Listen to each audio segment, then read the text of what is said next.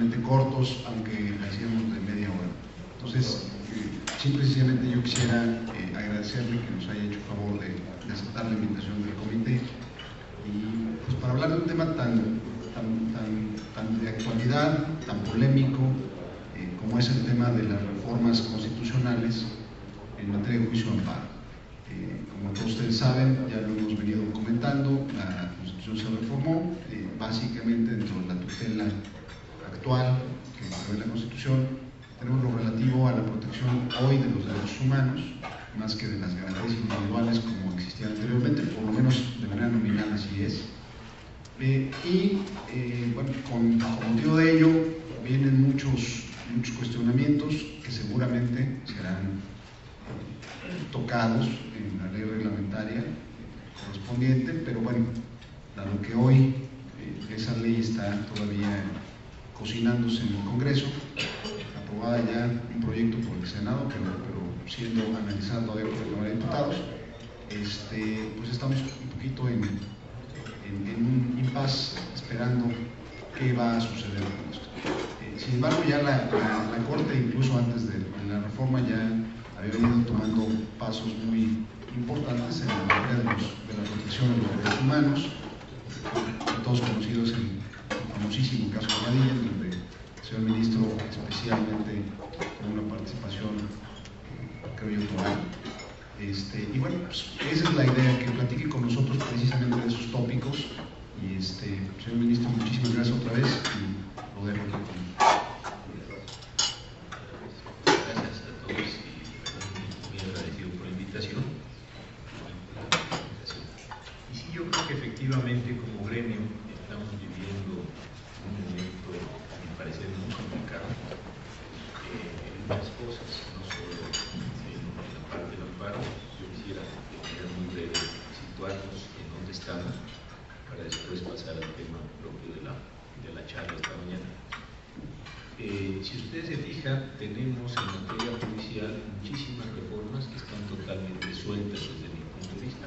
La materia de juicios mercantiles, con vigor a nivel federal, para efectos prácticos el lunes de esta semana, para los estados el 1 de julio del año que viene. Bueno, la materia, ya sabemos todos, tiene esta condición de concurrencia. Tenemos jueces de ejecución de penas sin desarrollar, o parcialmente en desarrollo. Tenemos justicia para adolescentes también muy poco desarrollada. Tenemos las acciones colectivas, la nueva acción que se tiene que tomar en materia de económica y por supuesto los juicios orales, la oralidad en materia penal. Entonces creo que pasamos un momento muy complejo en cuanto se hacen cosas y estamos en consolidado. Creo que esto nos va a afectar como gremio, me parece, de forma importante. En segundo lugar, efectivamente, como dice Ricardo, tenemos un asunto, yo creo que de enorme importancia en el país. Se hizo la reforma constitucional en materia de derechos humanos. Yo creo que es una reforma impresionantemente grande. No sé si todos los que participaron en ella la concibieron, etcétera, tienen una concepción completa de lo que hicieron. Nosotros íbamos discutiendo la semana antepasada y esta en el pleno y en las salas varios asuntos que han tenido una enorme complejidad para resolverlo, tratar de encontrar cuál es el sentido. Casi nada más con el puro artículo primero tenemos, y ahorita voy a regresar a ello. Adicionalmente tenemos una modificación a la ley de amparo, me parece importante la discusión en los próximos días, ya que empiece el periodo de negociación, es un periodo ordinario de esa ley de amparo que tratará de articular este tema, de forma tal que me parece estamos como gremio, insisto, viviendo un momento de una enorme complejidad, y creo que no hemos hecho toda la reflexión gremial que es necesario para este asunto. ¿Por qué la sentencia Radilla es tan importante? Yo creo que porque es una sentencia que acabó articulando tres cosas que estaban allí medio sueltas. Primero, ¿qué íbamos a hacer con las sentencias que vinieron desde la Corte interamericana respecto al Poder Judicial. Hay otras sentencias, no las conocemos todos, Campo Algodonero, por ejemplo, pero son sentencias que tienen condenas a órganos de la administración, al órgano legislativo. Está la sentencia de Jorge Castañeda, que también tiene algunos elementos de condena, pero no creo que había habido alguna en donde específicamente tuviera o pusiera obligaciones para los órganos jurisdiccionales del país y en particular para la Suprema Corte. Entonces esta sentencia, la Radilla de Costa Rica, vamos a decir, o Radilla 1 para entendernos, esta sentencia generó una complicación adicional de sentido de decir, ¿y qué hacemos en la Suprema Corte? Insisto, con una sentencia que sí nos impone obligación. En segundo lugar, se dio esta reforma de derechos humanos que mencionaba hace yo un rato, y en tercer lugar, un tema viejo, debatido, complicado, que es el asunto del control difuso. Las tres cosas estaban allí, las tres cosas estaban empezando a mover y no tenían, a mi parecer, una solución integral. En el año 2010 se presentó un primer proyecto que me tocó a mí en cuestión de qué hacemos con la sentencia Radilla. En ese momento no se había dado la reforma de derechos humanos y lo que nosotros proponíamos es simple y sencillamente identificar las obligaciones concretas al Poder Judicial de la Federación, que eran bastante fáciles, dar cursos de capacitación en el sistema interamericano, dar un entrenamiento especial a los jueces en la cuestión de desapariciones forzadas.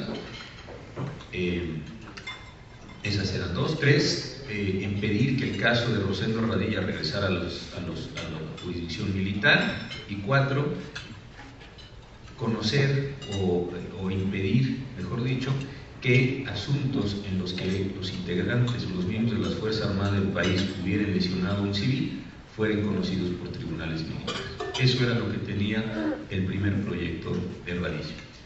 Cuando yo lo presento, me lo rechaza el Pleno diciendo que yo había extralimitado mis funciones, porque en realidad yo debía haberme concentrado en decir si se admitía o no a trámite la consulta que había formulado el ministro Ortiz Mayagoite como presidente de la Corte, y consecuentemente, al haberme extralimitado, no podía aceptarse el Pleno. Bueno, no hay justicia divina, además de justicia humana a veces, que ahorita les voy a decir porque hubo justicia divina.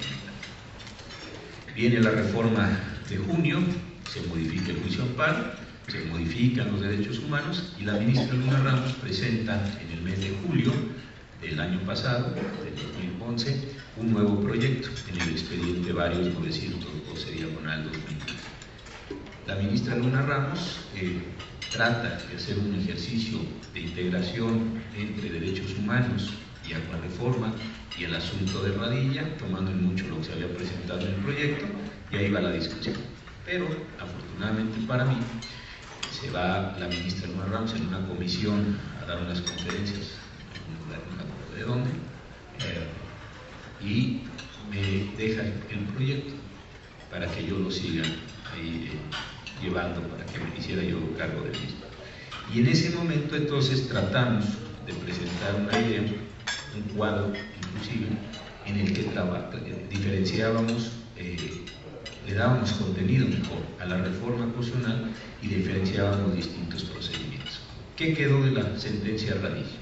Primero, el control concentrado de constitucionalidad sigue dándose únicamente en amparo, controversias y acciones, y evidentemente es propio de los órganos del Poder Judicial de la Federación. Que entendemos, y lo digo, yo sé que todos ustedes lo conocen, pero simplemente para explicar la sentencia, en control concentrado podemos hacer la declaración de disposiciones legales. Declaramos inconstitucional la norma, si tiene efectos, si tiene 8 votos o más, ya sabemos, en controversias de acciones, se expulsa el orden jurídico, si tiene la mayoría se concede para efectos del amparo, y abrimos la rendija para decir, y para cuando ya entre en vigor la reforma constitucional que permite efectos generales en el juicio amparo en todas las materias, salvo la tributaria, bueno, pues está claro que también hay algunas declaraciones de carácter general en estos medios de control. Muy bien. Esto pues no implica ninguna novedad, es lo que estaba en el orden público. Donde sí se vino la primera novedad fue el resolver esa vieja discusión del artículo 133, si los jueces podían o no hacer un control difuso de constitucionalidad de los asuntos. ¿Se acuerdan ustedes de la discusión en los Estados Unidos con el artículo 6? Y había sido un antecedente muy importante en nosotros, con una sentencia que cuando era miembro de la segunda sala, el ministro Fraga, en la compañía telefónica de Sabinas, él hizo esta propuesta y varios ministros, el ministro Bartlett, me acuerdo, entre otros, aceptaron la propuesta de Fraga y se determinó que en México había un control difuso de constitucionalidad. Seguramente todos han visto los artículos de Carrillo Flores, de Martínez Báez, etcétera, todos discutiendo este tema muy importante. Entonces aquí lo que dijimos es: todos los órganos jurisdiccionales del país pueden en cualquiera de sus procesos llevar a cabo un control difuso de constitucionalidad. Todos los órganos jurisdiccionales, da igual si son militares, agrarios, contenciosos, las juntas, todos. Y obviamente lo que dijimos es de qué forma lo van a llevar a cabo. Pues se hace el control difuso en la parte considerativa de la sentencia. A norma se hace el razonamiento por el cual la norma no es constitucional, no satisface un criterio de constitucionalidad, y adicionalmente con esto tendría que no aplicarse para el caso concreto. Muy bien. Y no en la parte resolutiva, porque no hay un pronunciamiento sobre la ley, sino simple y sencillamente en la parte considerativa y en el argumento. El tercer bloque que introdujimos en la sentencia está relacionado con el párrafo tercero del artículo primero, cuando dice toda autoridad. Voy a leer porque es un párrafo muy importante. Todas las autoridades, aquí es todas, aquí ya no son las jurisdiccionales, pero todas, en el ámbito de sus competencias, tienen la obligación de promover, respetar, proteger y garantizar los derechos humanos. Ahí hay 4 acciones de conformidad con los principios de universalidad, interdependencia, indivisibilidad y progresividad. Entonces dijimos, si se atiende al párrafo tercero del artículo primero, todas las autoridades tienen que actuar en función de un principio pro persona, lo que desde el género llamábamos de pro homine, pero pues ahora hay que llamar pro persona para no tener complicaciones en este sentido, y este principio pro persona debe animar la actuación de todas las autoridades. Entonces, hoy en México tenemos estos 3 niveles: jueces federales en amparo, controversia y acciones, todos los juzgadores del país en los procedimientos ordinarios que sigan, y esta aplicación del principio pro persona. Entonces, hasta ahí son los elementos esenciales de la sentencia. Avanzamos también un poco, no totalmente, un poco, y con franqueza hay que decirlo, avanzamos lo más que pudimos estratégicamente, porque tampoco se puede, cuando se presentan las resoluciones, querer abarcar todo, porque entonces pierde uno el centro y luego se van los votos y se pierden los asuntos. Entonces también hay un componente estratégico importante cuando se presentan los proyectos en el pleno o en las salas para lograr mayorías alrededor de estos. Lo que se dijo entonces es: vamos a proteger o vamos a llevar a cabo el control de constitucionalidad o el control de regularidad por parte de los órganos que llevan a cabo acciones difusas a través de la combinación de los derechos constitucionales, obvio, las que eran las garantías, como les denominábamos antes, más todos los derechos humanos que están contenidos en cualquier tratado en materia celebrados por el Estado mexicano. Si ustedes se fijan, no dice los derechos humanos contenidos en los tratados de derechos humanos, dice los derechos humanos contenidos en los tratados celebrados por el Estado mexicano. De forma que tratados de doble tributación puede haber un derecho humano, a lo mejor, en los tratados comerciales puede haber, pues a lo mejor, y así me puedo seguir poniendo ejemplos de a lo mejor. ¿Por qué? Porque lo que hay que buscar no es el objeto y fin del tratado, sino el derecho humano que está identificado, o que es identificable mejor, dentro de cada uno de esos tratados. Primera cuestión. Segunda cuestión, también dijimos que teníamos, obviamente, como Estado Nacional, que acatar las decisiones emitidas por la Corte Interamericana en los casos en los que México hubiera sido parte. Esto tampoco implicaba gran novedad. Pero dijimos que la jurisprudencia, vamos a decirlo así, de la Corte Interamericana vinculaban a las autoridades del Estado mexicano. Sí, se resuelve un caso de Perú, contra algún ciudadano peruano contra Perú o chileno, lo que ustedes quieran, y se genera ahí un criterio, dijimos que nos vincula. Me van ustedes a preguntar con razón, ¿y cuál es el alcance de vincular? Este es uno de los componentes estratégicos de la discusión, porque no dijimos qué significaba vincular. Vincular, claro, porque si ponemos sin vincular significa la obligatoriedad. Se desintegra el centro y se pierde el asunto. Entonces queda una palabra que, como tantas cosas en derecho, pues ya nos irá dando posibilidades de irla discutiendo, de irla construyendo, de irla acomodando para efectos de ver qué significa esto. Entonces, estos son los elementos esenciales. Y adicionalmente se generó una cuestión de importancia, que fue decir, bueno, si la Corte Interamericana dijo que el artículo 3 de la Constitución mexicana es perfecto para efectos de fuero militar, evidentemente los problemas se están presentando, como la propia Corte lo dice, con el artículo 57 del Código de Justicia Militar. Que entonces va a hacer la Corte, va a pedirle a todos los tribunales federales que cuando tengan asuntos en los que estén involucrados paisanos como sujetos pasivos, víctimas, ofendidos, lo que sea, y estén siendo juzgados o hayan sido juzgados por los tribunales militares, nos informen a la Suprema Corte para que nosotros los atraigamos. Ahorita estamos atrayendo, debemos llevar ya como unos 7 asuntos, la encuesta un poquito más, 9 tal vez, en los que nos están empezando ya a llegar los asuntos, insisto, porque los miembros de las Fuerzas Armadas fueron o estaban siendo juzgados por tribunales militares, aun cuando estuvieran involucradas personas. Los casos que todos conocemos, retenes, detenciones y alguna persona lastimada o de plano muerta, cosas un poco graves o muy graves que se estuvieron presentando. Entonces, este es, en términos así muy generales, el contenido de la sentencia Padilla. Yo creo de verdad que con esta sentencia sí se está transformando profundamente el orden jurídico. Creo que este tema que se ha discutido tanto en otros países de una aparente o real constitucionalización de lo que todavía le llamamos ramas del derecho, creo que se va a dar en litigios civiles, en litigios laborales, en litigios los que ustedes quieran. Vamos a tener que plantear problemas de constitucionalidad. Los jueces van a empezar a hacer estos ejercicios de desaplicación y creo que esto tiene un efecto transformador fundamental respecto al orden jurídico. Seguramente vieron ustedes una sentencia de la sala penal, una sala penal en Nuevo León, donde desaplicaron y produjo algunas consecuencias. Hace algunos días también salió en reforma una sentencia del Tribunal Federal de Conciliación y Arbitraje respecto a algunas cláusulas de unos trabajadores, me parece que del SAT,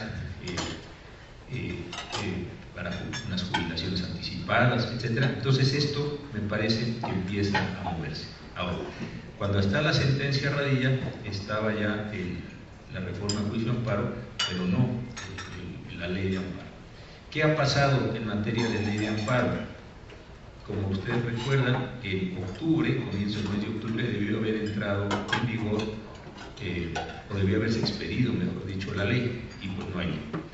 ¿Qué hemos hecho en la Corte? Hemos tomado algunas medidas muy parciales, muy parchadas, hay que decirlo, para tratar de contender con estos fenómenos. En los artículos transitorios dice que algunos elementos de la ley de amparo entraron en vigor de inmediato, de la reforma constitucional en materia de amparo entraron en vigor de inmediato, como por ejemplo lo que se refiere a incidentes y a todas las partes de cumplimiento. Y otras partes no tienen pronunciamiento, de forma tal que pareciera que está determinada su actualización, la generación de sus efectos, hasta que exista la legislación. De la legislación no sé qué va a pasar. Yo oigo que hay personas que están empujando la ley, oigo también que hay personas que se están oponiendo a que se apruebe la ley en este periodo ordinario inclusive. Entonces realmente no sé qué va a suceder en esa materia. Si tuviera otra información, con todo gusto se las compartiría, pero en este momento es una situación bastante ambigua. Mi percepción es que sí se va a aprobar, más o menos en los términos, o más bien en los términos que fue aprobada por la Cámara de Senadores, pero tenemos ahí todavía como bastantes dudas acerca de qué puede pasar con esta legislación. Y como ustedes vieron, las transformaciones constitucionales que recibió el juicio de amparo son enormes, y lo que tenemos en la ley de amparo también es un cambio sustancial. Desde el objeto de protección, ya no son garantías, ahora son derechos humanos de fuente constitucional y fuente de tratados, el concepto de autoridad responsable, el cambio del interés, la forma de tramitación, el nuevo sistema de generación de jurisprudencia por circuitos, los efectos generales de la sentencia, en todos los casos, menos la materia tributaria, y también algunas modalidades en la forma de tramitación, sobre todo del amparo directo, en cuanto a tener que hacer valer en un solo juicio todas las violaciones procesales y no ir por boteo como hasta ahora vamos con amparos para efectos que no resuelven nada y cuesta mucho trabajo avanzar, para presentar todas estas violaciones en un solo golpe y si no encontrar una situación donde ya no podrían ser recurribles en un amparo posterior. Modificación también del amparo en revisión adhesivo, generación, y básicamente tendríamos el amparo directo adhesivo, perdonen ustedes, el amparo directo adhesivo, y yo creo que son así como, en términos muy generales, las transformaciones que se están dando en el amparo. Entonces creo que estamos en un momento, y termino por donde empiezo para abrir esto a preguntas y a comentarios. A mí también me interesa mucho saber por dónde andan sus preocupaciones para después tratar de plantearlas y irlas resolviendo, porque son temas muy delicados. Yo creo que sí estamos en un momento donde tenemos muchas cosas acumuladas y me parece que no están fluyendo adecuadamente. Yo hace un tiempo escribí un articulito ahí en el Universal y le puse el nombre de esta película y de un fenómeno que se presentó muy importante, de la tormenta perfecta. Como ustedes si lo vieron en la película, y si no se lo cuento, es muy interesante. 3 fenómenos meteorológicos, uno sobre Canadá, otro sobre el Atlántico y otro sobre Florida, por razones absolutamente impredecibles, se juntaron. El de Canadá parecía que se iba a mover hacia el oeste, el del Atlántico parecería que se iba a mover hacia el este, y el de Canadá y el de la Florida pues ahí se iba a quedar más o menos estacionado. Por un giro extraño de este fenómeno se junta con el otro, los dos jalan a la formación que está sobre Florida y se genera probablemente la tormenta más grande de la historia. Si un día se meten a internet, cuando vean la masa de lo que es la tormenta, pues casi va de Florida a Massachusetts, es una cosa muy impresionante. Y es la película aquella de George Clooney. Y yo lo que quería poner de manifiesto es que probablemente estamos entrando en un ciclo semejante, con todas estas reformas sueltas, desde la mercantil, la penal, los menores, infractores, el narcomenudeo, se me pasó a decirlo hace rato, etc. Todo esto es muy complicado. Más el amparo, más Padilla, más la recepción de sentencias, es decir, hay muchas cosas que están sueltas y a mí me preocupa que entren en un ciclo y en ese ciclo se combine y se genere una situación que creo que como gremio, ustedes como abogados litigantes o como consultores, nosotros, yo ahora como juzgador, en unos años otra vez como profesor, creo que va a ser de una enorme complejidad y sí podemos lastimar seriamente esta parte de la protección. Entonces, por eso también me importa mucho oírlos y saber dónde están sus preocupaciones, qué cosas podemos remediar a través de la acción de la Corte para que podamos ir avanzando en esto. Ya para terminar, esta semana estamos discutiendo un asunto sobre una ley de Yucatán que sanciona a los padres que no cuidan a sus hijos y que cuando los hijos vengan. Y el tema es que se está poniendo en esa legislación si debe haber o no trabajos, o que debe haber trabajos mejor en favor de la comunidad como una forma de sanción administrativa. La discusión ha sido realmente importante porque nos estamos empezando a poner de acuerdo nosotros, los 11, acerca de cómo utilizar los derechos humanos de la cohesión con los derechos humanos de los tratados internacionales. Si tiene prevalencia uno sobre otro en términos interpretativos, obviamente no de jerarquía, de dónde tenemos que extraer los contenidos, es decir, se está empezando a mover la sentencia Radilla. Por supuesto, yo creo que nadie puede hoy decir que si lee la sentencia Radilla se puede imaginar la totalidad de las implicaciones que la propia sentencia tiene. Empezamos a ver cosas, ya saben, nosotros funcionamos mucho por los casos que nos van llegando y vamos tratando de construir, resolver el caso y construir algunas ideas para asuntos posteriores. Y yo creo que apenas estamos empezando a ver qué es lo que vamos a hacer con todas estas materias. Todo esto es nuevo, yo creo que es un asunto bien delicado. La transformación del juicio de amparo va a ser enorme, el cambio en las prácticas judiciales va a también ser enorme. Y bueno, yo insisto, esto que he estado repitiendo un poco ya, casi cansancio, sí me parece que nos tenemos que poner muy listos todos y hacer un esfuerzo, inclusive estratégico como profesión, para ir adecuando y ir resolviendo estos temas. Yo preferiría aquí dejar las cosas simplemente de un panorama general y encantado de lo que ustedes quisieran comentar de la sentencia o de estos temas que estoy diciendo. Muchas gracias. Muchas gracias, señor ministro. Desde luego, muchísimos temas por discutir, por abordar. Es un parteaguas, creo yo, sin duda, en el sistema político mexicano. Y bueno, a reserva de que alguien ahorita nos quisiera compartir alguna pregunta, para mí sería muy importante saber qué piensa usted en relación al tema del amparo por omisión. Sabemos que en la reforma constitucional, bueno, pues es un hecho que ya está consagrado la posibilidad de reclamar a través del juicio de amparo las omisiones por parte de las autoridades. Y quizá en el caso de las omisiones de autoridades administrativas sea un poco más sencilla la solución, pero una preocupación que hemos tenido en ANADE es qué pasa con la omisión legislativa. Y bueno, esto desde luego visto en relación al principio de relatividad de las sentencias de amparo que sigue, por lo menos ahí, consagrado a nivel constitucional. Me parece que es un tema que va a dar para mucho. La regulación que hay incluso en la ley, en el proyecto de ley reglamentaria, nos parece que es bastante escasa. Y ¿qué va a suceder si la autoridad no quiere cumplir, ¿no? Si no quiere legislar? Es todo un tema. Yo no sé si ya han empezado a abordar estos temas, probablemente no, porque no ha llegado hasta donde yo sé un caso donde se plantee esto, pero quizás sea uno de los puntos en donde vale la pena la intervención muy puntual del Poder Judicial, porque a quienes les van a aventar la pelota son ustedes, ¿no? No sé qué nos puede comentar sobre esto. Efectivamente, bueno, no lo hemos tenido, pero sí lo hemos tenido en controversias de acciones, ahí como misión legislativa. Y lo que hemos encontrado es esto, digamos, y hemos tomado el aporte del modelo estándar, el alemán o el español, para ir muy rápido. ¿Qué es lo que sucede en la omisión? Pues efectivamente el legislador de plano no legisla, o cuando legisla lo hace de modo insuficiente. Entonces a las primeras, ya sabemos, las llamamos omisiones legislativas de carácter absoluto, y a la segunda fue la misma.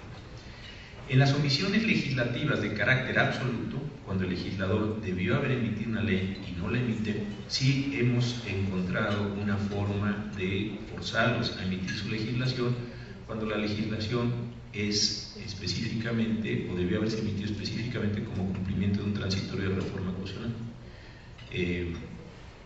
Allí sí hemos encontrado que dice el transitorio que se deberá emitir la ley en 6 meses.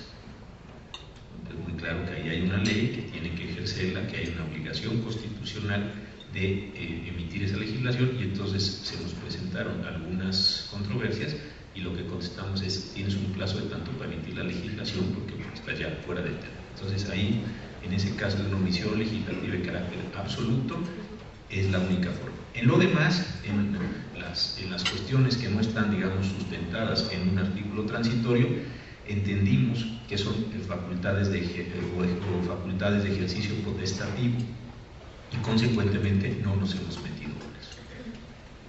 Y hemos dicho, bueno, si el legislador no legisla, pues nosotros no podemos obligar al legislador a que legisle en esa materia.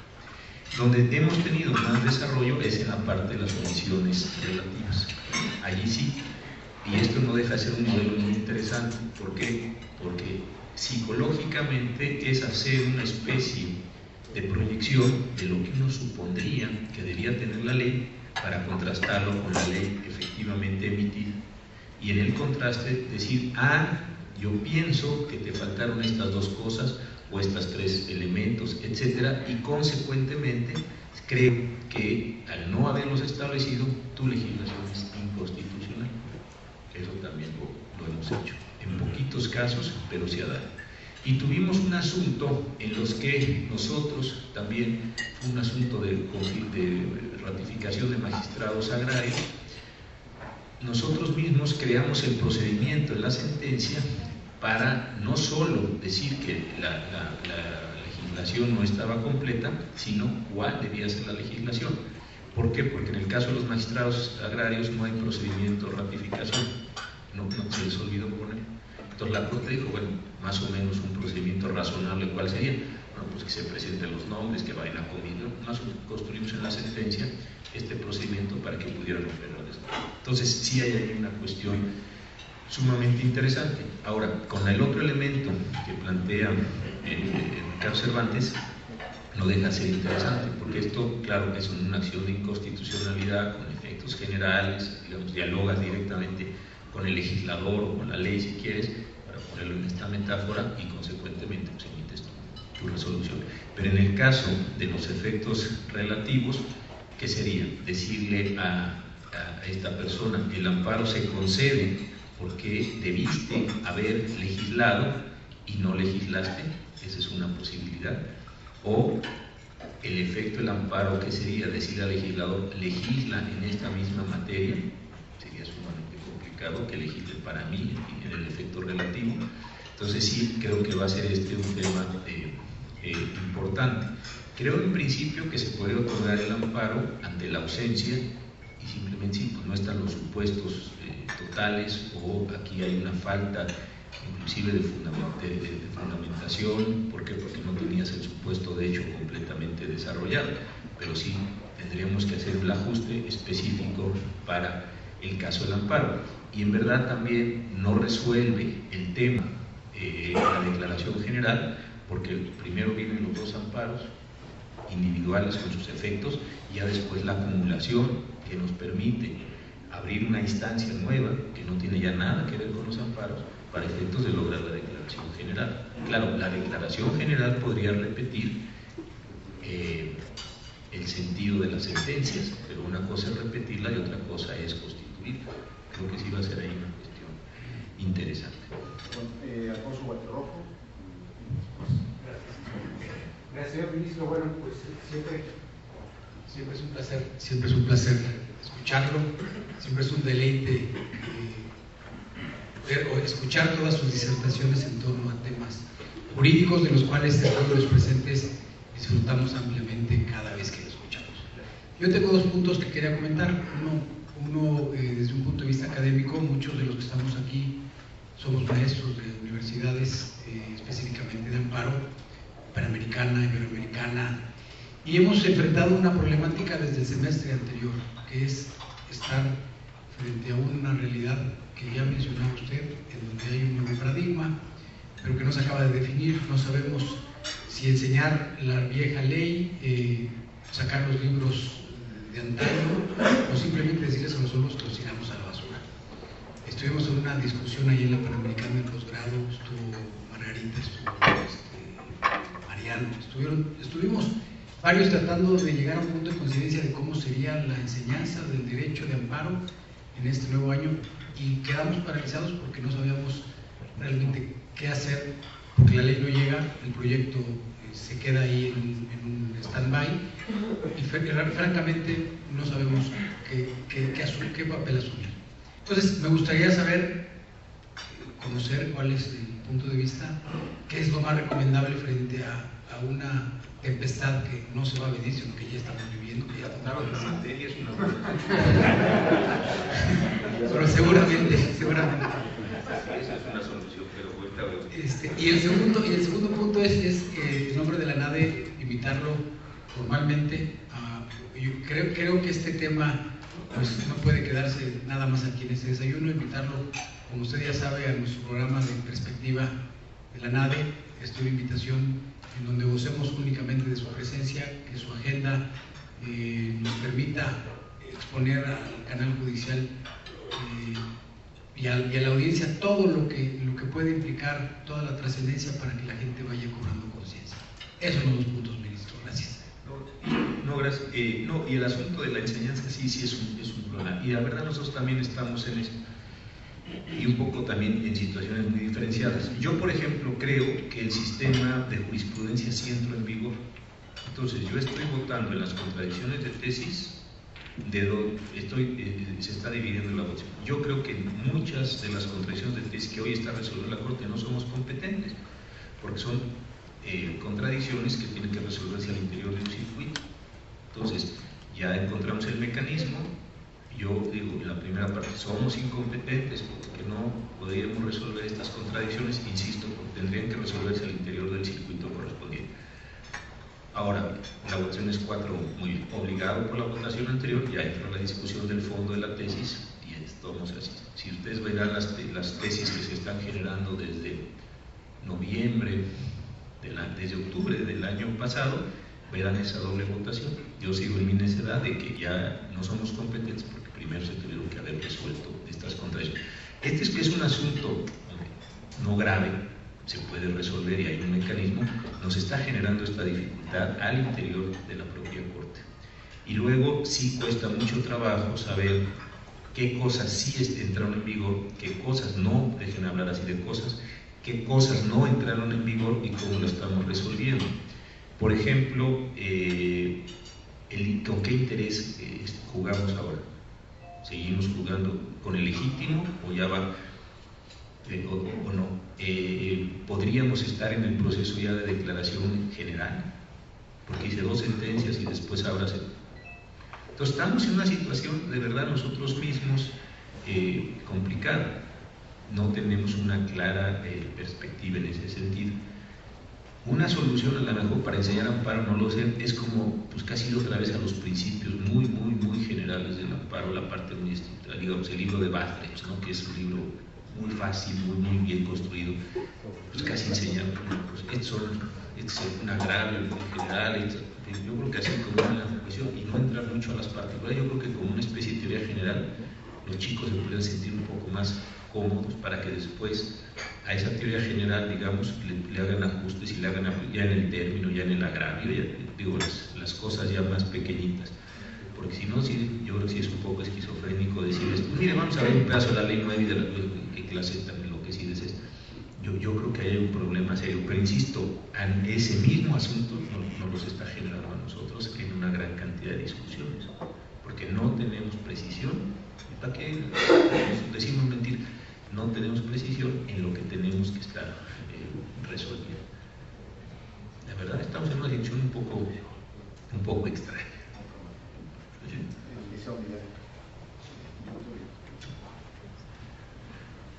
Señor ministro, gracias por su exposición.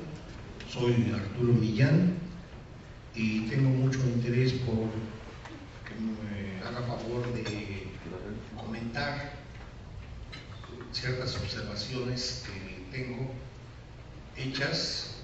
Estoy escribiendo un libro y me encuentro con algo importantísimo. En el artículo 1 constitucional se fijan una serie de disposiciones.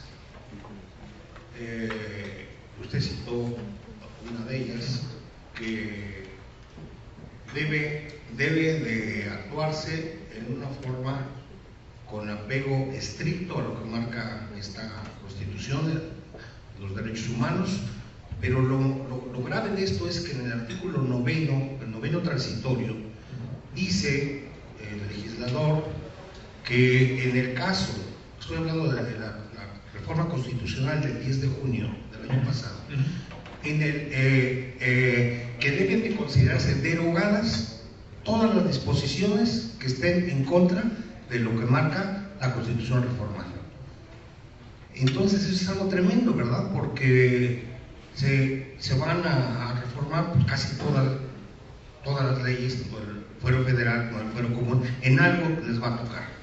Pero algo todavía más profundo y más grande y más serio es que hay un delito contra aquellos que desobedezcan lo preceptuado en disposiciones legales, como delito contra la administración de justicia, que va dirigido al Ministerio Público y a los jueces, a los juzgadores, vamos a decir, jueces, magistrados y ministros, que es un delito que tiene una pena de prisión de 4 a 10 años y además los inhabilita por un tiempo equivalente para ejercer el cargo. Entonces, como está esto en un transitorio, pocas personas lo leen, vamos. Yo soy uno de ellos, a ocasiones se me pasa a leer los transitorios, y es una trampa procesal. Es una trampa procesal porque, bueno, cuando dice la ley expresamente qué artículo se deroga, queda claro, pero cuando dice en forma abstracta, se derogan todos aquellos preceptos que estén en contra de lo dispuesto en esta Constitución, pues es una cosa tremenda. Quiero su opinión al respecto y le anticipo mi gratitud. Sí, yo creo que el artículo primero, yo me fui solo por la interpretación que hicimos del principio pro persona, solo me fui sobre el párrafo tercero, pero efectivamente el artículo primero tiene muchos problemas. No leí el párrafo segundo, que es muy complicado. Dice: las normas relativas a los derechos humanos se interpretarán de conformidad con esta Constitución y con los tratados internacionales en la materia, favoreciendo en todo tiempo a las personas la protección más amplia. Esto es enormemente complicado. Ayer, por ejemplo, déjenme poner el caso que tuvimos martes y jueves y seguirá el próximo martes, que es esta cuestión, ahora lo trato con más detalle. En la legislación de Yucatán, insisto, se dice que los padres que permitan que sus hijos beban, que no tengan un cuidado ahí para evitar esta conducta, primero serán apercibidos, luego podrán ser multados o se les impondrán trabajos a la comunidad. ¿Se acuerdan ustedes que en el artículo 21 dice que las autoridades administrativas podrán imponer multa, arresto o trabajos en favor de la comunidad? El punto está en saber si trabajos en favor de la comunidad y trabajo forzado es lo mismo. Llegamos a la conclusión de que sí, en términos del convenio 29 de la Organización Internacional del Trabajo. Digamos, esta es una premisa básica. Una vez que determinamos que sí, entonces vimos cuál es la interpretación más favorable. Hay muchas posiciones, pero voy a tratar de presentarlas como si tuvieran. Lo que algunos ministros, que es el proyecto del ministro Aguirre, dice, y está interesante su interpretación, dice: tienen que ir siendo alternativas y tienen que ir siendo secuenciales. Primero te impongo una multa, te impongo un arresto y después trabajas a la comunidad. Entonces por ahí saca el tema de la inconstitucionalidad de la ley, porque la ley no prevería esta posición. Otros, lo que decíamos es, se tiene que interpretar el artículo 21 en los términos más favorables, inclusive utilizando el contenido del convenio 29 de la OIT. Este es un asunto muy complicado, porque si está en posición jerárquica superior la cuestión respecto a los tratados, aún de los de derechos humanos, lo que estamos diciendo es: interpretemos el precepto constitucional a la luz del contenido del tratado para generar el sentido más favorable y desde ese sentido favorable ya generado, llevar a cabo el control de constitucionalidad. Y así es como estamos entendiendo el párrafo segundo, un poco como tiene el artículo 10 de la Constitución española. Entonces, aquí hay un asunto bien complejo de cómo vamos a ir articulando este tipo de soluciones. Hace unos días tuvimos el caso seguramente lo vieron, del traslado de presos. 9 personas estaban purgando penas en Zacatecas y las mandaron a Veracruz. Entonces estas personas vinieron a apoyar, oiga, la conciencia, yo tengo que compurgar mi pena cerca de mi domicilio, ¿por qué? Porque estoy cerca de mi familia, etcétera, y me voy a reinsertar socialmente.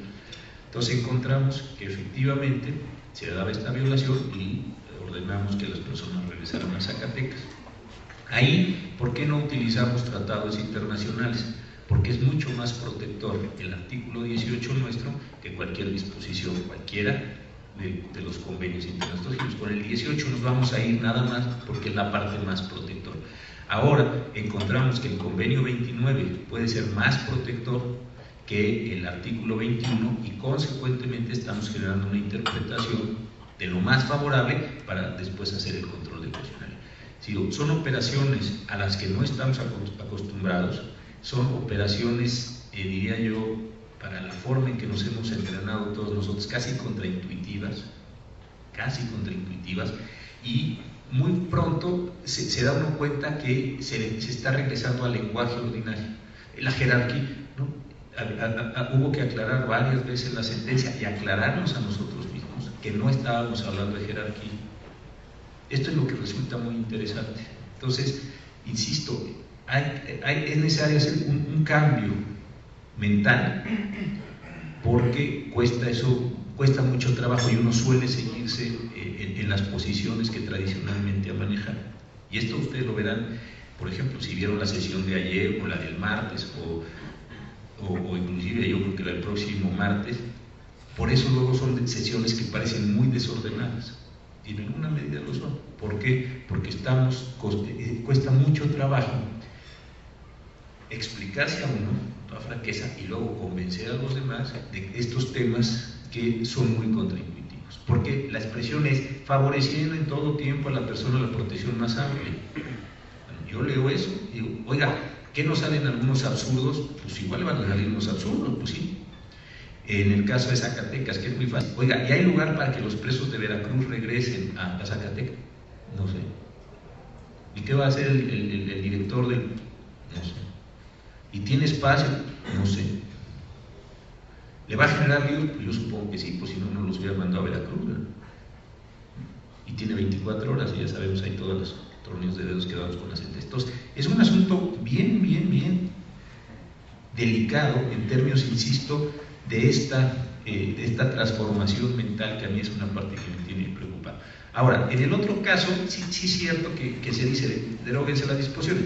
Esto suena como muy fuerte, pero tampoco yo lo veo tan grave. ¿Por qué? Porque esta forma se tiene que ir dando en litigios. No hay un decreto que lastime, digamos, de manera directa, no hay actos concretos derivados de... Se va dando en el litigio, alguien diga, esta disposición, aplíquese, no, esa disposición ya está derogada porque es contraria. Es decir, creo que esto va a ir, como tantas cosas en la profesión, construyéndose de a poquito.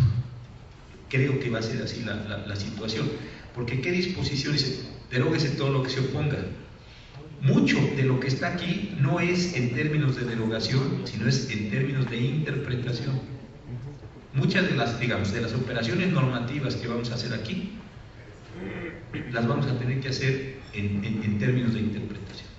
Digamos, ¿qué cosas sí se nos puede ocurrir en este momento que dijéramos, esta disposición es contraria?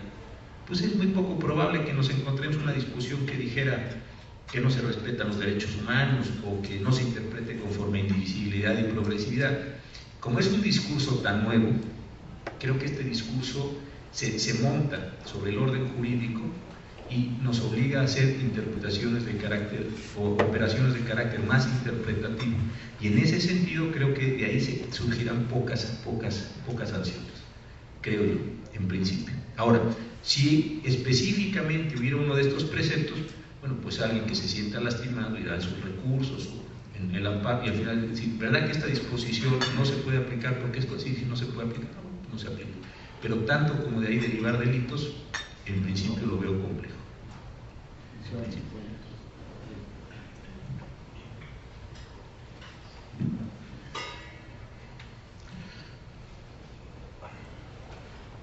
José Ramón, muchas gracias por estar aquí en ANADE, compartiendo con nosotros tus puntos de vista en relación con el caso Radilla, que a mi modo de ver constituye un auténtico parteaguas en las resoluciones de la Suprema Corte de Justicia de la Nación, sobre todo por las importantísimas implicaciones que pusiste ya de manifiesto de una manera sumamente específica y brillante.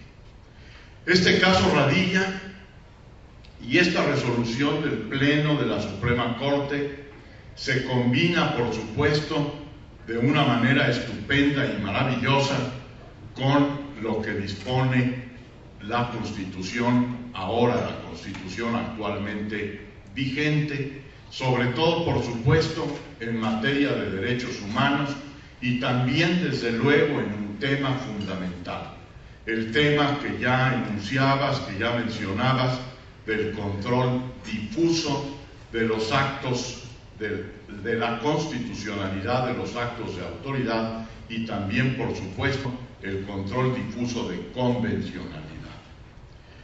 A mi modo de ver, me da la impresión que este control difuso que ahora se establece realiza un afán, un ideal establecido por muchos juristas desde hace mucho tiempo, como lo discutíamos en alguna ocasión en una mesa redonda en Guadalajara, en la Universidad Panamericana, en donde tuve la oportunidad de conversar contigo en torno al artículo 123 constitucional. Pero independientemente de ello, surge para mí una pregunta muy específica y concreta, a pesar de que habría muchísima tela de dónde cortar y de la cual platicar. La pregunta muy específica y muy concreta radica en si ahora, pregunto, el Poder Judicial de la Federación, a través de los jueces federales, de los jueces de distrito, de los tribunales colegiados de circuito y en específico de la Suprema Corte de Justicia de la Nación, podrán analizar la constitucionalidad de la ley de amparo. Da la impresión de que todos lo recordamos, de que existen tesis en el pasado que han sostenido que es prácticamente imposible controlar, analizar la constitucionalidad de la ley de amparo. Pero a la luz de estos nuevos principios que se establecen en nuestra Constitución, no podría analizarse la constitucionalidad de la ley de amparo, por ejemplo, de las causas de improcedencia, artículo 73 de la ley de amparo, o probablemente de las sanciones que impusiera alguna autoridad en materia de amparo, el presidente de la Suprema Corte de Justicia de la Nación, el presidente de un tribunal colegiado de circuito. En el pasado, prácticamente esto estaba proscrito, pero sin embargo, ahora me parece que existe un cambio radical en donde esto debe cambiar y ha cambiado, cuando menos desde el punto de vista constitucional. La pregunta, pues, muy concretita, está expresada en estos términos. Primero, aprovecho ahora que estoy planteando el control difuso, porque si ustedes se fijan, ha empezado a haber una idea de que vamos a entrar casi en un caos nacional y todos los jueces enloquecidamente van a estar declarando o inaplicando la ley correspondiente. Yo aquí quiero, aprovechando la pregunta, hacer un primer comentario. En primer lugar, creo que la cultura jurídica general de los jueces nuestros no está dada para hacer este tipo de operaciones. ¿Sí?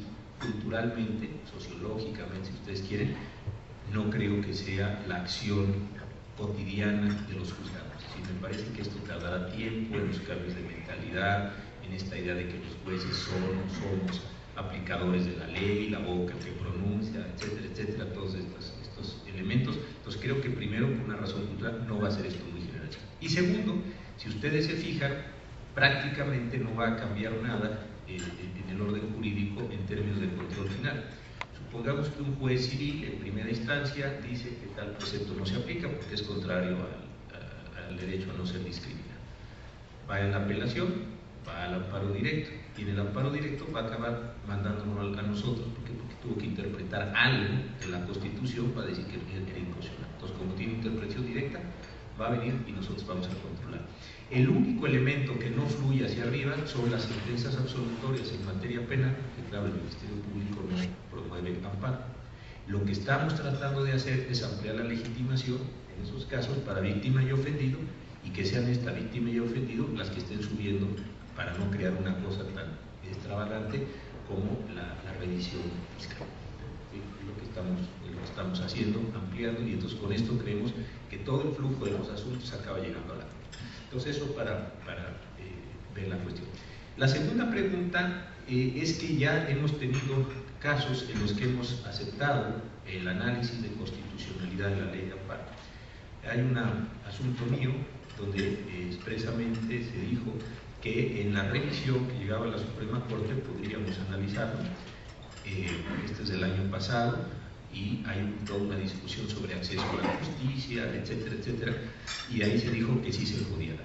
Y la semana pasada la ministra Luna Ramos presentó un asunto a pleno que fue muy interesante para decir que la reclamación también se podía plantear. Entonces era una reclamación que obviamente estaba combatiendo un auto del presidente donde estaba desechando e imponiendo multa, y esta persona obviamente hace su análisis de legalidad, que si había o no argumentos, etcétera, y una vez que termina esto abre, digamos, otros elementos de discusión y se pregunta sobre la constitucionalidad de la multa. ¿Por qué? Porque ya sabemos que cuando no tiene mérito el asunto y se desecha, se impone multa sin usar el concepto del 3 bis de mala fe. Entonces esta persona dijo, allá hay mala fe y aquí no. Yo creo que poner la multa en automático sí afecta mi derecho a acceso a la justicia y la multa es inconstitucional. Lo que fue muy muy interesante es la discusión acerca de cómo nos íbamos a plantear el tema de constitucionalidad. Y había dos mecanismos. Uno, que aceptáramos que las partes podían promover agravio, o dos, que nosotros de oficio podríamos llevar a cabo un control difuso. Empezamos más o menos por esta parte de que era oficiosa porque iba a significar una enorme carga para nosotros en términos de tener que estar contestando todos los agravios de constitucionalidad en las reclamaciones, y al final se impuso la idea contraria, es decir, si ustedes hoy promueven una reclamación, que es el caso que estábamos viendo en ese momento, es evidente que ustedes podrían también plantear el tema de la constitucionalidad de los preceptos de la ley de amparo que les fueron aplicados en este caso. Entonces, está abierta la puerta. Esta era una reclamación, pero eso nos llevó a otra cuestión, decir, y en los demás casos, pues en todos los casos. Oiga, y si vienen en controversia y acciones y quieren plantear la inconstitucionalidad de la ley reglamentaria del 105, pues que la planteen. ¿Qué sucedió la semana pasada? Pues este cambio muy importante y sí muy definido, que venga quien quiera y que plantee la inconstitucionalidad de la ley de amparo, ya le contestaremos que si tiene razón o no tiene razón. Esto está abierta completamente la posibilidad y aquella vieja idea de que no se podía impugnar la ley de amparo porque se iba a generar una circularidad y un regreso al infinito, que básicamente era el motivo, pues yo creo que ya desapareció. Y hoy yo tampoco los exhorto que nos estén planteando la inconstitucionalidad de la ley de amparo, si no es así apología del recurso, no, pero sí, sí tienen ustedes la posibilidad de hacerlo. Empezamos también en una discusión que afortunadamente abandonamos pronto, que las violaciones eran sustantivas y ya saben, esas categorías que lo son una complejidad enorme manejar, pero dijimos, no, que vengan y que digan lo que quieran, ya les contestaremos lo que nosotros también queramos, pero por el principio de cuentas está abierta completamente el proceso. Gregorio del Mar.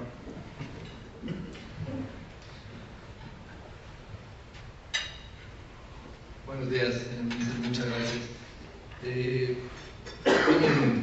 Una inquietud y creo que es un temor fundado, una resolución o un voto que tenemos por ahí en un colegiado. Creo que ya anticipa mi pregunta. Las personas morales, conforme a la reforma constitucional, pueden acudir al juicio de amparo, tienen derechos humanos, o tendrían que ser los accionistas? Yo creo que sí, viéndolo digamos, en general, a lo mejor hay algunos derechos que costarían más trabajo, un derecho a la intimidad, pero en general estamos aceptando que sí, que las personas morales se pueden presentar en este centro. Y tomando, digamos, los estándares generales internacionales, sí estamos aceptando la posibilidad de personas morales. Insisto, puede haber algún caso que tendríamos que construir, etcétera, pero en principio podría venir la persona moral misma y plantear su nuevo. 1, 2, 3. Buenos días, ministro. Gonzalo Martínez de Querétaro. La pregunta es en relación a la jurisprudencia de la Corte Interamericana. Se ha determinado, bueno, se ha comentado que solamente serán criterios orientadores. Me refiero al tema de la obligatoriedad. ¿Qué trascendencia tendrá en el futuro la jurisprudencia de la Corte y si llegará a tener ese carácter de obligatoriedad para, por supuesto, la Suprema Corte? Sí, y usted usó una expresión, ahorita en su pregunta, y lo digo para entender, usted usó orientador, obligatorio, yo hace rato utilicé vinculante, y la verdad es que no nos hemos puesto de acuerdo internamente en el mismo sentido. ¿Cuál es mi impresión? Si uno tiene un tratado internacional, la convención, y ese tratado internacional tiene un órgano específico de interpretación, lo que resulta más razonable es seguir la interpretación que el órgano de interpretación le da a ese elemento. Si yo mañana, por ejemplo, tuviera que discutir un derecho cualquiera y que estuviera en la convención, ¿qué hago yo? Digo, yo creo que lo que la convención dice, o este derecho de la convención dice lo que yo quiera, o la Corte ha dicho que la Corte Interamericana ha dicho que este derecho significa tal cosa. Yo en lo personal soy más favorable a la condición de utilizar no solo el artículo así liso y llano, sino usar toda la construcción interpretativa que tienen ellos. Pero pues esto no se ha determinado en la Corte. La impresión que yo tengo es que, como un pronóstico, que la mayoría de los ministros no van a usar el criterio específico, sino que va a ser la propia Corte Mexicana la que le va a ir dando contenido y sentido a estas cuestiones. Este sería el asunto. Ahora, ¿cuál es la trascendencia de esto? Yo creo que la verdad es poca, en términos de interpretación es muchísimo. ¿Por qué? Porque no es lo mismo que yo, insisto, me enfrente al artículo yo solo, o que se enfrente o me enfrento contra lo que la Corte ha dicho y hago una construcción de ello. Lo que creo que tiene al final del día poca trascendencia en términos ya más normativos, más jurisdiccionales. ¿Por qué? Porque ¿qué pasa si yo en una sentencia que dicto no uso el criterio de la Corte, sino uso el mío propio? Pues es muy difícil, porque no es una casación, la Corte Interamericana respecto a nosotros como para que me revocara y dijera, como usted no hizo caso de la sentencia X o Y, la última tentación de Cristo, y ahí había un criterio de libertad de expresión, entonces usted se quedó sin. No es una casación. Entonces realmente los mecanismos de contraste creo que no nos van a traer muchas consecuencias en ese sentido. Lo que sí creo es que nos pueden enriquecer mucho la interpretación constitucional. Ahora, aquí hay un asunto que también vale la pena mencionar. Yo creo que los que van a determinar qué se aplica y qué no se aplica y cuál es el contenido que se da son ustedes. Porque ustedes, cuando plantean sus demandas, pueden hacerlo de dos formas. Es decir, el artículo 25 de la Convención es esto, muy bien, ya veré yo si. O el artículo 25, interpretado por la Corte Interamericana, es esto. Ustedes modulan mucho más de lo que ustedes creen las condiciones de litigio de nosotros, mucho más de lo que ustedes creen. Porque ustedes son los que ponen, digámoslo así, en una frase un poco ranchera, la materia prima, para que nosotros sobre esa empecemos a modelar. Esto es un asunto interesante. Entonces, si ustedes simplemente dicen, el artículo tal dice esta cosa, dice esa cosa, o el artículo tal entendí, entonces es muy difícil que uno se pueda escapar a la propuesta de sentido integral que ustedes hacen. Creo que va a ser el asunto interesante en los próximos años. Mario de León.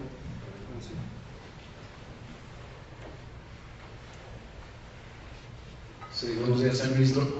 Mi inquietud es en relación a un artículo de la revista Lex del mes pasado, que incluye un voto particular de su ponencia, relacionado con la materia de protección de derechos humanos en materia de salud. Es en relación a la admisión a un recurso de revisión, donde la mayoría, entiendo, de la primera sala, los ministros, votaron porque no tenía la suficiente importancia. Básicamente fue el razonamiento. De este análisis que realiza, la parte que creo interesante es que en función a lo que determina el Comité Orgánico de la Convención Americana de Derechos Humanos en relación a la salud, que no solamente es un derecho en sí mismo al control del cuerpo y a la salud, sino que se despliega también en un segundo término en tener el acceso a un sistema de salud mejor disponible, palabras más, palabras menos.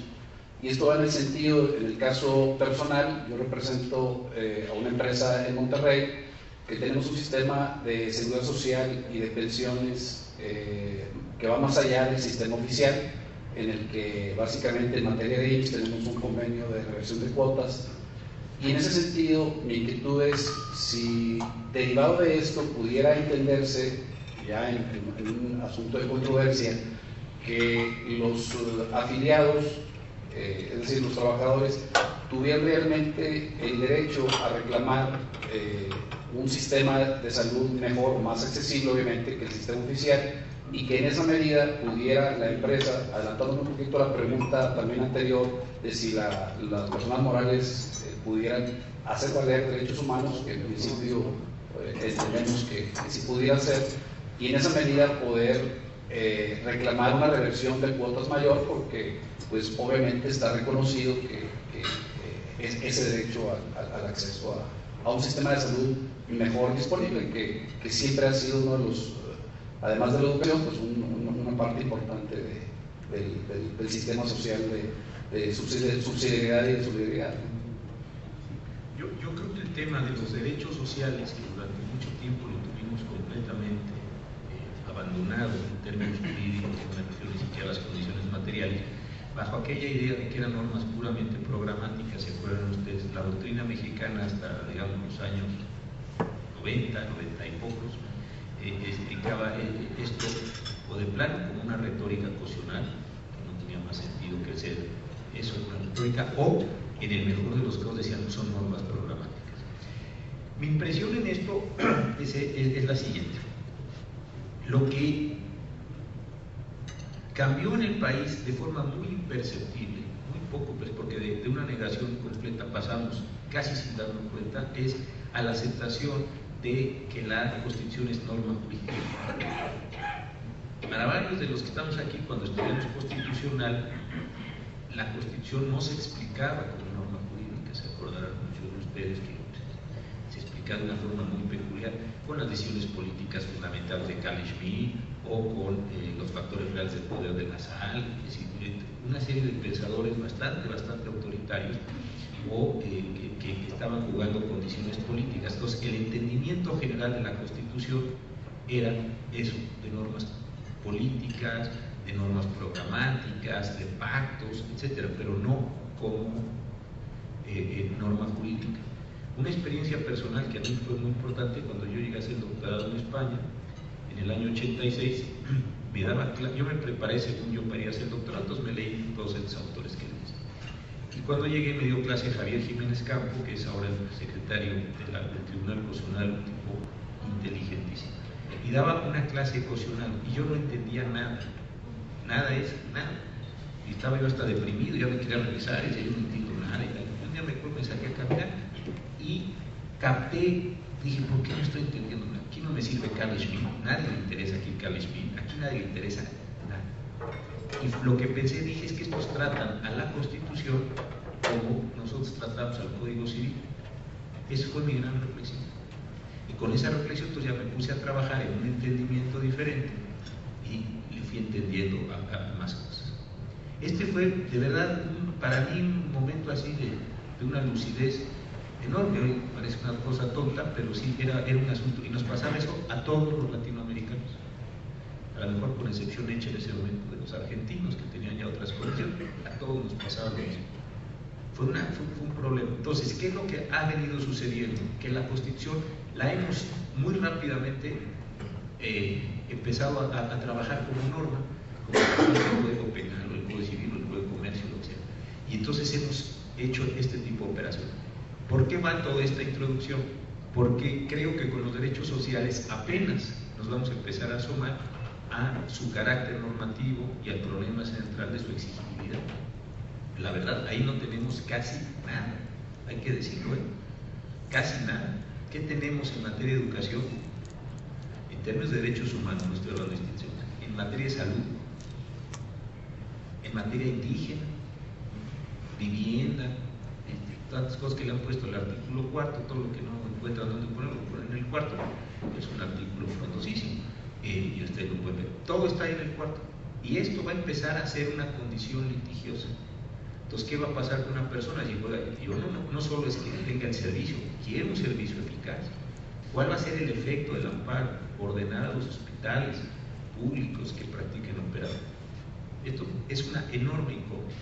¿Quieren ustedes ver algunos modelos? Pues vean el caso, digamos, de Colombia, el caso de Sudáfrica, el caso inclusive en Costa Rica, donde sus tribunales constitucionales están ordenando, en algunos casos, con sentencia, el otorgamiento directo de prestaciones materiales médicas. Practíquese una cirugía, hágase esta cuestión. Es decir, yo creo que aquí apenas vamos a entrar en estos términos de discusión. Ustedes como abogados de empresas no suelen plantear temas de derechos sociales, y los litigantes normales tampoco lo hacen. ¿Dónde se está empezando a plantear esto? Con los grupos de las organizaciones no gubernamentales o los despachos de litigio estratégico. Ahí ellos han empezado a encontrar casos y nos los han empezado a llevar a la Corte en el sentido de, oigan, ¿qué significa esta prestación? Tengo derecho. Empieza a moverse muy lentamente, pero se da uno cuenta que ya hay un cambio. Y estos son los despachos. El CIDE tiene un buen despacho, la Libre tenía uno hasta hace unos meses. Ahí estaba Javier, se me fue el apellido. El ITAM tuvo un tiempo uno, la UNAM está por abrir. Es decir, yo creo que esto apenas se va a empezar a plantear. Y desde luego va a estar el problema que a usted le interesaba desde la legitimación. ¿Quién está legitimado para plantearlo? ¿Cómo lo plantea? Y yo creo que la nueva ley de amparo sí le va a abrir muchísimo la ruta en términos de un nuevo concepto de autoridad, un nuevo concepto de interés, un montón de derechos humanos, así son montones, que se pueden utilizar. Yo no sé si ustedes han visto todos los tratados que tenemos celebrados como país. Es increíblemente amplio el número de tratados. Por ejemplo, los de la OIT solo, yo la otra vez estuve leyéndolos, ojeándolos, pues, los de OIT, ahí hay para todo, para todo. Trabajo de niñas, trabajo de niños, prostitución, indígenas. Es de una enorme complejidad todo lo que está ahí y tendríamos que entenderlos y empezarlos a aplicar. Entonces, ¿cómo va a venir el asunto de los derechos sociales? Yo creo que sí vamos a empezar a tener un cambio. Creo que va a ser un cambio muy complicado porque la Corte, a mi parecer, en el futuro, no sé si en el corto plazo, pero sí en el mediano, va a empezar a meterse por vía de derechos humanos en las condiciones materiales de educación y de salud primordialmente, y esto pues va a llevar a un gasto de Estado que no está señalado. ¿Por qué? Porque todas esas decisiones implican dinero. Y yo no sé si esto inclusive lleve a cuestiones que tengan que ver con un gasto mayor, una condición más redistributiva, no lo sé, porque el dinero va a tener que salir de algún lado y los derechos humanos son carísimos, carísimos. Es decir, es una parte muy importante de una sociedad, pero sí, son montones de dinero lo que cuesta, porque hay que poner escuelas, hay que tener no solo el profesor, sino buenos profesores, hay que tener pizarrón. Es decir, empieza esto a moverse y se va a ir en unos años hacia allá. Pero yo apenas creo que estamos vislumbrando apenas la existencia del problema. No creo ahorita que ya podamos decir algo acabado. Creo que estamos empezando a caminar en esta. Ministro, buenos días. Hace algunas semanas o meses hubo otra plática con un magistrado en relación con estas modificaciones. La pregunta expresa de un servidor, él manifestó que a pesar de que había habido muchos, digamos, congresos o reuniones de magistrados y jueces para aportar a las modificaciones constitucionales, estas no se tomaron en cuenta. Nuestra preocupación como litigantes es la implementación de las reformas a nivel jurídico, a nivel judicial. Estamos hablando de un cambio no solamente de ley, sino un cambio de paradigma. Es decir, no es lo mismo hablar de garantías individuales que de derechos humanos. Y usted hablaba de temas contraintuitivos. En realidad nuestra preocupación es hasta qué punto va a permear esto hasta abajo, hasta qué punto va a permear a secretarios, jueces o magistrados, y hasta qué punto va a tardar esta reforma en hacerse vigente en la práctica. Porque esto lo que estamos pensando es que nos puede llevar a una serie de criterios divergentes en perjuicio, pues, de los casos planteados. Entonces, no sé si la Corte, si los ministros han pensado en alguna forma de implementación para abajo, en alguna manera de enseñar estas reformas, o cómo lo prevé la Corte a corto y mediano plazo. Sí, muy interesante lo que plantea. Primero, yo creo que nos tenemos que ir acostumbrando a mayores grados de descentralización del orden jurídico, o en términos más claros, a que haya varias respuestas simultáneamente. Y esta es la idea un poco de los circuitos. Seguramente ustedes por sus actividades han conversado con litigantes en los Estados Unidos. Yo tuve una experiencia hace muchos años, fui a dar una plática a San Francisco y me encontré con un sujeto que era litigante civil de apelaciones federales para el circuito norte o para la porción norte del circuito noveno, que es el de California. Cuando yo le dije, a ver, otra vez porque no entendí, y era una cosa así, y me decía él, la explicación es, soy así, ¿por qué? Porque es muy especializada la condición en la que estoy actuando.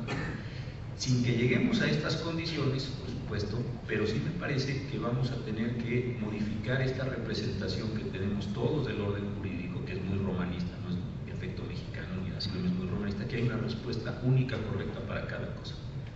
¿Por qué? Porque si ustedes van a litigar hoy a Tijuana, allá va a haber unos criterios, y si van a litigar ustedes a Yucatán, allá va a haber otros criterios. ¿No van a coincidir? No, no van a coincidir. Pero tampoco tienen por qué coincidir. Hoy buscamos como si hubiera una, insisto, esta respuesta única.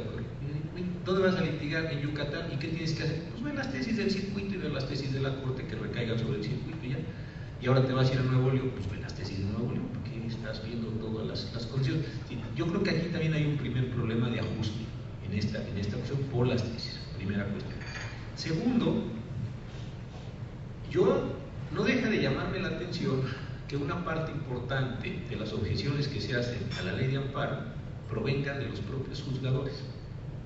¿Por qué? Porque yo creo que la ley lo que les está otorgando son facultades más amplias, más discrecionales. Y creo que los juzgadores en ocasiones no quieren o no queremos asumir este grado de discrecionalidad, porque la discrecionalidad implica trabajar mucho, pensar más, resolver más, o fijarse más. Entonces creo que ahí hay un problema que es cierto, en el sentido de que se oponen a que se les deleguen atribuciones para decidir casos. Entonces, una parte muy importante de la oposición a la ley proviene del sector judicial. Insisto, porque les implica razonamientos más complicados, etcétera, etcétera. Entonces, esa es la segunda cuestión. Y la tercera era una parte final, que no se hacía caso, ¿no? Pues la verdad es que la ley estuvo muchos años, ustedes han visto que es un proceso muy tortuoso. Entró la ley, salió la ley, se le hicieron adecuaciones, etcétera. Ha sido un proceso muy tortuoso en ese mismo sentido. Y yo creo que el que ha querido decir algo sobre la ley ha tenido mucho tiempo, desde el libro blanco, desde la convocatoria que hizo el ministro Gómez hace años, en fin, yo creo que toda esa parte. Y la última cuestión, yo regreso a lo que decía hace un rato en el sentido con el licenciado, en cuanto a que si esto se va a implementar, yo creo que se va a deber más a ustedes que a nosotros, con toda franqueza. ¿Por qué? Porque ustedes son los que llevan los problemas, ustedes son los que hacen los planteamientos, ustedes son los que constituyen el modo en el que nosotros pronunciamos. Por ejemplo, en materia de derechos humanos, de tratados, antes de esta reforma, ustedes, como abogados de empresa, llevaban cosas de doble tributación. ¿Quién más llevaba tratados internacionales? Los que estaban metidos en litigios en materia familiar. Estos eran los que llevaban. Los penalistas, digamos, así como género, no. Los civilistas, no. Los mercantilistas, no. Y uno los va viendo, porque son tantos los asuntos que uno va tomando como idea de todos si está muy bien. Los que hacían derecho familiar o defendían, eso sí llevaban mucho, el interés superior del niño y discriminación en el modo que tenemos concebidos las cargas entre los padres de un chico, todas estas cuestiones. Ellos sí lo usaban mucho, otros sectores de la población para nada. Si ustedes hoy preguntan dónde hay un mayor desarrollo jurisprudencial en derechos humanos, pues en la parte de familia, pero eso se debe a ustedes, no a nosotros. Yo no sé cuál es la condición social que se dio sociológica, por qué los que están en derecho familiar sí se pusieron a traer tratados y no sé si los libros que ellos leen, yo hace mucho que no leo estos temas, pero los libros que ellos leen, las pláticas o los clubes en los que ellos están, clubes en el buen sentido de la palabra, así que yo dije que los derechos familiares una cosa así, ellos en sus socializaciones, en sus mecanismos de socialización, igual leen cosas y eso son lo que van trayendo. Yo creo que esto va a depender mucho de lo que hagan los litigantes. Hay un libro bien interesante que se llama El ascenso del liberalismo en Occidente, los abogados y el ascenso del liberalismo en Occidente. Y a mí me gusta mucho el libro por lo siguiente. Dice, en el origen de los derechos humanos, por poner un ejemplo, ¿qué fue? Pues una filosofía política. Estaba Locke, estaba Bain o cualquiera de estos señores, Manis, ahora bien, ¿cómo de la filosofía política de Locke bajamos a una realidad donde hoy no nos pueden detener, no nos pueden torturar? ¿Cómo bajamos? Dice, por el ejercicio de los abogados.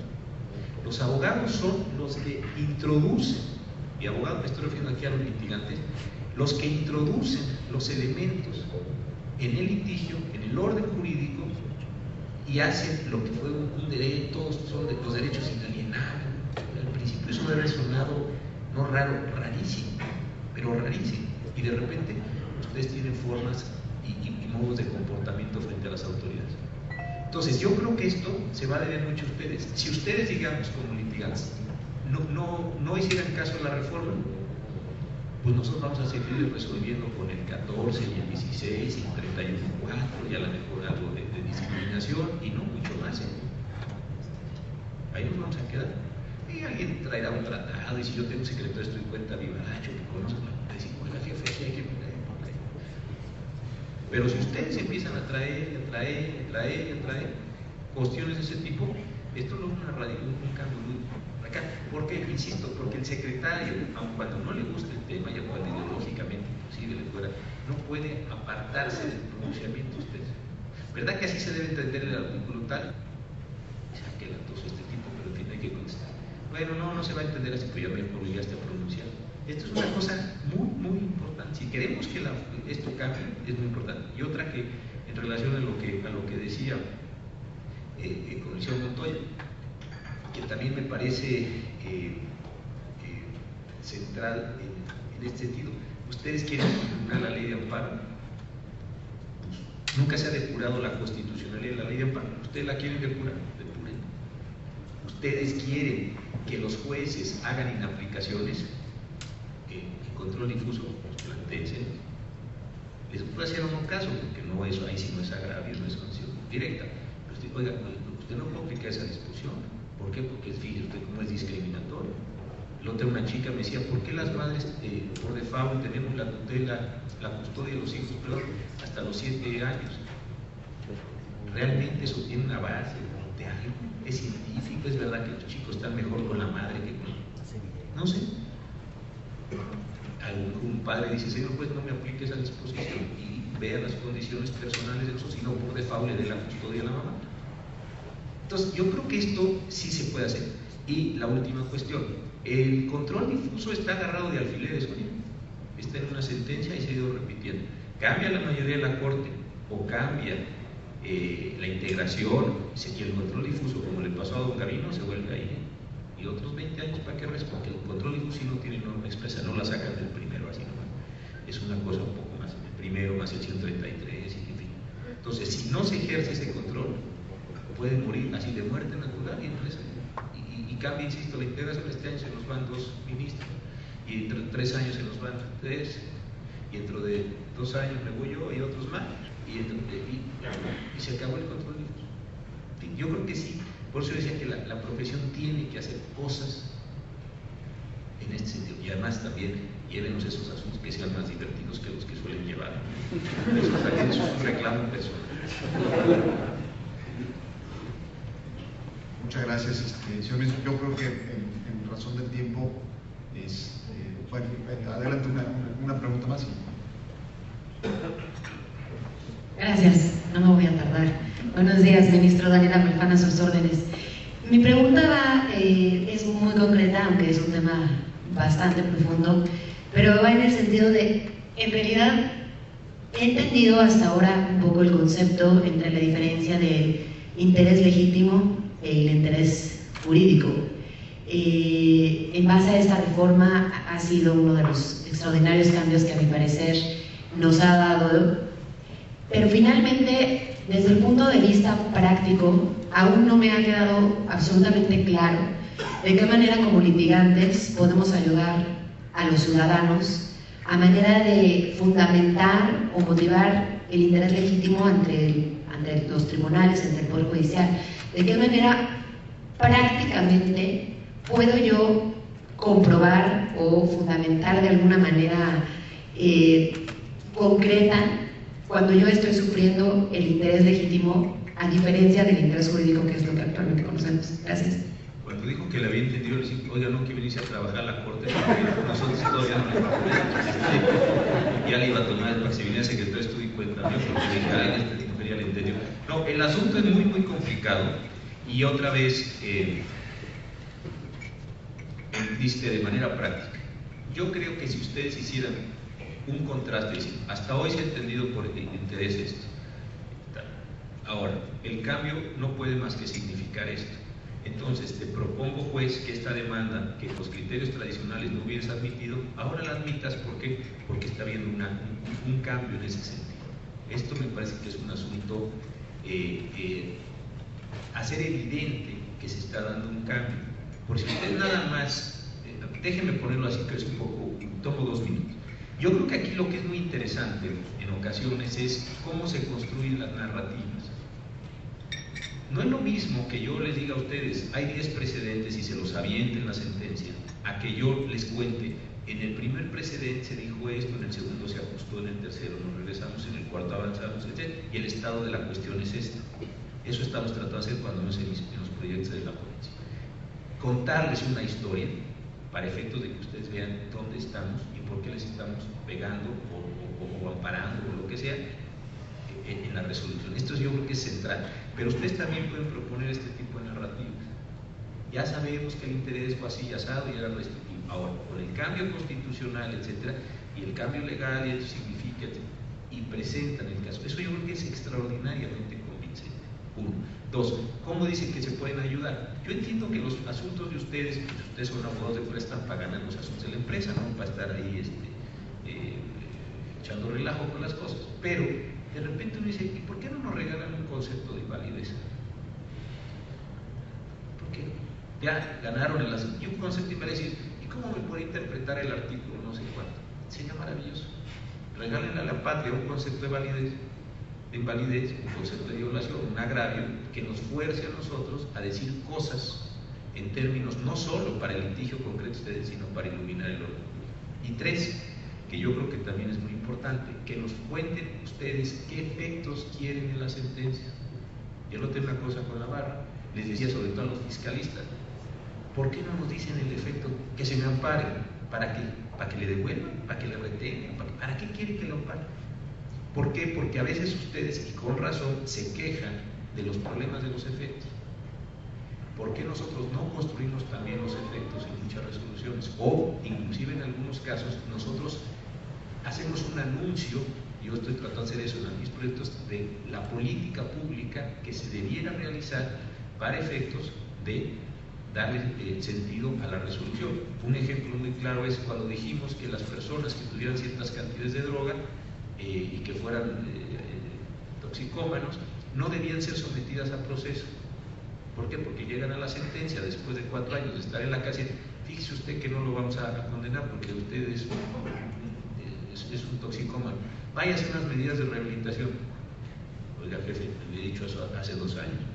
Hubiera trabajado, a lo mejor ya me hubiera rehabilitado, pero ¿para qué me lo dice después de tener? Entonces dijimos, si desde el comienzo del proceso se encuentra la condición de que es toxicómano, ya que no vaya a prisión, que se vaya a sus medidas. Ahora bien, ¿eso qué implica? Pues un cambio muy importante en la política pública. ¿Por qué? Porque el Estado debiera tener, en lugar de cárceles, camas de hospital o centros para curarse de la adicción. Entonces, toda esta parte se puede construir. Ustedes nos dicen, sería bueno que el efecto fuera esto. Ya veremos si les hacemos caso o no, pero sí díganos cosas en su propia propuesta, porque entonces se van haciendo diálogos como mucho más complicados, mucho más complejos, más que complicados, más inteligentes, más adecuados en ese sentido. Yo creo que esa es una forma muy clara de ayudar. Porque es verdad que nosotros les ponemos 40 tesis y sin orden, pero también ustedes en las demandas luego nos ponen 40 tesis sin orden. Como ya dijo esta corte, ya hay de colegiados, de quinta, de cuarta, de segunda. ¿Y qué hago yo? Pues agarre el papá, lo paso más y se consiga. La otra que también empieza a ver uno es, le ponen a uno 40 hojas de transcripción de tratados internacionales, convenios, opiniones consultivas, un desorden, agarrarlo y dice esto sí para. ¿Por qué? Porque no hay argumento. Esta yo creo que es una parte como de entrar, y ustedes también, en relación a lo que ustedes decían, ir educando también a sus jueces, irlos guiando, irlos llevando a los puntos finos de las cuestiones que estamos tratando. Yo creo que esto es un asunto interesante. Y también digo una cosa, en el mejor sentido de la palabra, tan asustados están ustedes con la reforma como yo creo que nosotros. ¿Para qué nos engañamos aquí si todos somos miembros de la misma profesión? Ver la magnitud de lo que tenemos enfrente, la cantidad de cambios y de ajustes que tenemos que hacer, la cantidad de operaciones que tenemos que hacer, la manera en que tenemos que transformar. Que si alguien no encuentra esto grave y importante y que puede resultar muy mal, además también se puede ir para cualquier lado de esto, yo creo que sí es un asunto que hay que asustar. Si vamos a ponernos a trabajar en serio como gremio, aquí sí da igual si ustedes son litigantes o yo soy profesor o juez, da igual, tenemos que ponernos a reconstruir todo esto, profesor. Muchísimas cosas las que hay que estar haciendo en los próximos años. Muchas gracias, señor ministro. Afortunadamente, ahí en la iniciativa de ley de amparo que presentaron los senadores del Partido Revolucionario Institucional, la iniciativa viene citados sus conceptos. Curiosamente, yo había pocas iniciativas donde había visto que citaron a alguien en concreto. Viene citados los conceptos en relación con ese tema precisamente del interés legítimo, ¿no? Le agradecemos mucho que nos haya venido a acompañar. Desde hace un par de años, bueno, un poquito más, ya la ANADE, cuando tenemos alguna conferencia, proporcionamos a alguna institución, una institución de beneficencia, algún donativo a cargo precisamente del expositor. Desde luego lo hace la asociación, y bueno, pues no será el caso de excepción. Tenemos aquí un pequeño reconocimiento en este sentido, y también quisiéramos darle un reconocimiento